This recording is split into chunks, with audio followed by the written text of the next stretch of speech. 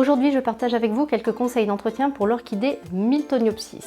J'adore cette orchidée parce que ses fleurs sont majestueuses et elle dégage un parfum fabuleux qui peut embaumer toute une pièce à vivre. Cette orchidée nous offre généralement des fleurs à dominante blanche ou violette. On va rester toujours à peu près dans cette gamme de tons. En ce qui concerne l'emplacement, il va falloir trouver le juste milieu.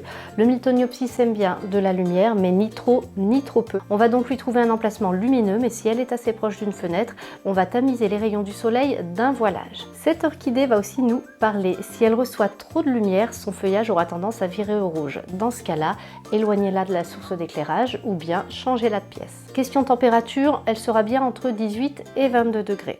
L'été, elle peut souffrir des chaleurs excessives. Dans ce cas-là, n'hésitez pas à brumiser le feuillage, mais attention, surtout pas si les rayons du soleil tapent sur son feuillage. L'arrosage du Miltoniopsis est assez simple. En général, il suffit de se caler sur la fréquence d'un arrosage hebdomadaire. On va arroser par passage d'eau, c'est-à-dire qu'on fait couler de l'eau sur le terreau, on le laisse s'égoutter et ensuite on peut replacer la plante dans son cache-pot. Une fois de plus, c'est une plante qui va nous parler. Si jamais vous constatez que les feuilles poussent en accordéon, cela signifie que les arrosages sont irréguliers pour la plante. Cela veut dire qu'elle n'a pas suffisamment d'eau lorsqu'elle en a besoin. Nourrir votre Miltoniopsis, c'est quasiment indispensable si vous voulez le voir refleurir abondamment. Effectivement, une fois la floraison terminée, les pseudobulbes qui ont porté une tige florale ne refleuriront plus. De nouvelles pousses vont apparaître, elles vont se développer et lorsqu'elles vont arriver au stade de pseudobulbe, là, elles vont fleurir.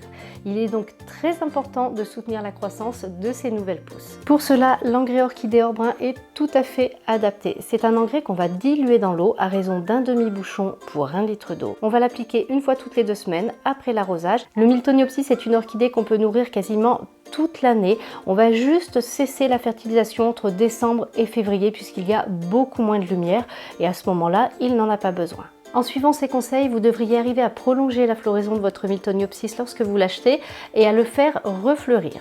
Si vous avez un petit peu de mal à obtenir une nouvelle floraison, essayez d'obtenir une différence de température entre le jour et la nuit. Une température un petit peu plus fraîche la nuit aide le Miltoniopsis à induire la floraison. Si cette vidéo vous a plu, n'hésitez pas à la liker et à vous abonner à la chaîne. Vous pouvez poster vos remarques et vos questions en commentaire. Souriez, vous jardinez.